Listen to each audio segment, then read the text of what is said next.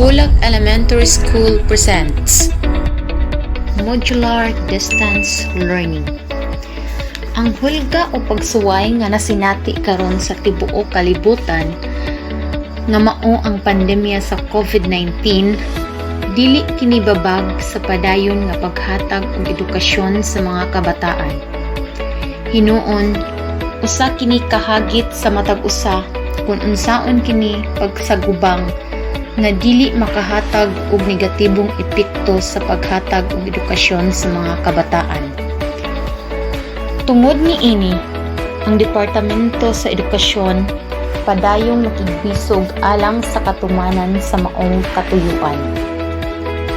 Naghimo og lakang o pamaagi ang atong departamento sa pagtuman ug pagsulbad sa problema nga atong giatubang karon.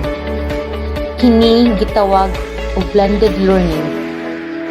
Pasabot niini, sagol nga papaagi sa pagtudlo o pagkat-on sa mga kabataan, inubanan sa makugihong paggiya sa mga ginikanan. Gipatuman o buhaton kini lokop eskwelahan sa atong nasod, ilabi na gayo dinhi sa atong eskwelahan, ang elementarya sa Bulak. Sigun sa gipahigayon nga pagtuki sa pamaagi sa pagkat-on nga nauyunan sa mga ginikanan pinaagi sa Learner Enrollment and Survey Form, among nahibaluan nga face-to-face with other modalities ang gipili sa kadaghanan. Pero wala kini itugot sa kagamhanan tungod kay dili buot nila nga mag-ungaw sa kadautan ang atong panglawas. Mao nga makusganong gipahigayon o gidesisyonan nga modular distance learning ang pamaagi sa pagkat-on karon sa mga kabataan. Isip pagtuman o pagtubag niini, atong eskwelahan idubanan sa abtik o makugihong mga magtutudlo ug pipila ka mga ginikanan. Nagpahigayon og hamubo nga pasundayag isip giya kaninyo mga ginikanan sa hustong pamaagi sa pagkuha ug pag-uli sa mga modules ug activity sheets. Oktubre 2, 2020 ang gitakdang pitsa adlong Biyernes kini sa pagkuha sa mga modules ug activity sheets.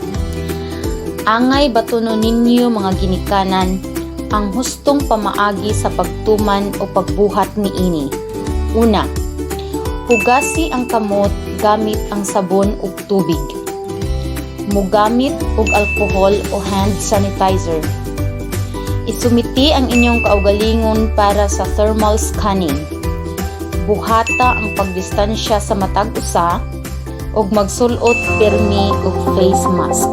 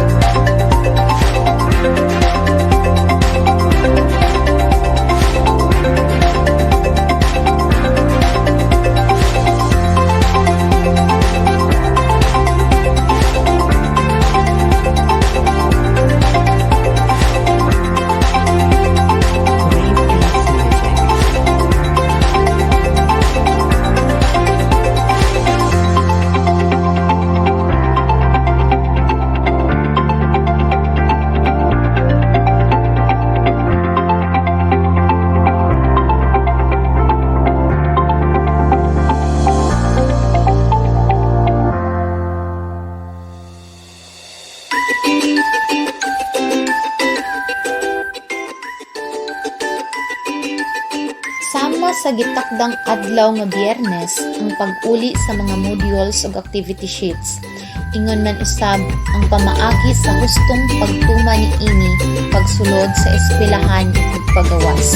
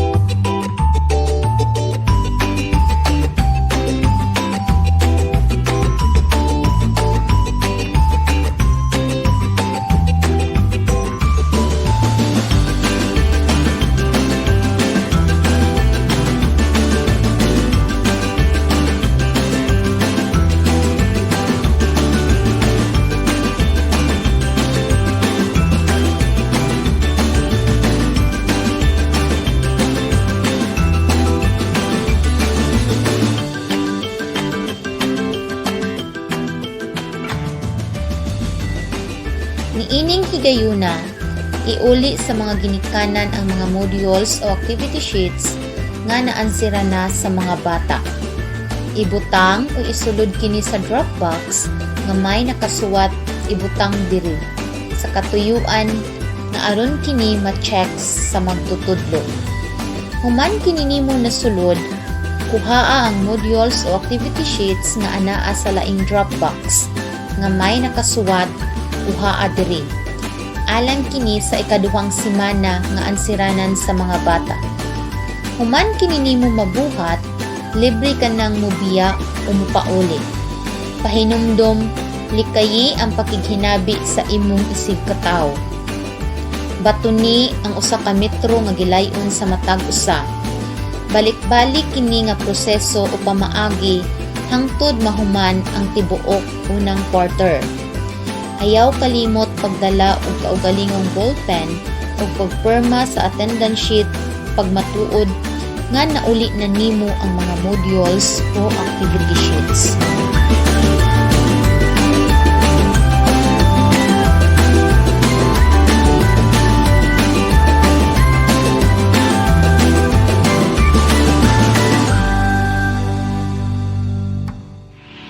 Hinaot nga nakahatag kami og igong impormasyon o pasundayag mahitungod sa pagkuha o pag-uli sa mga modules o activity sheets.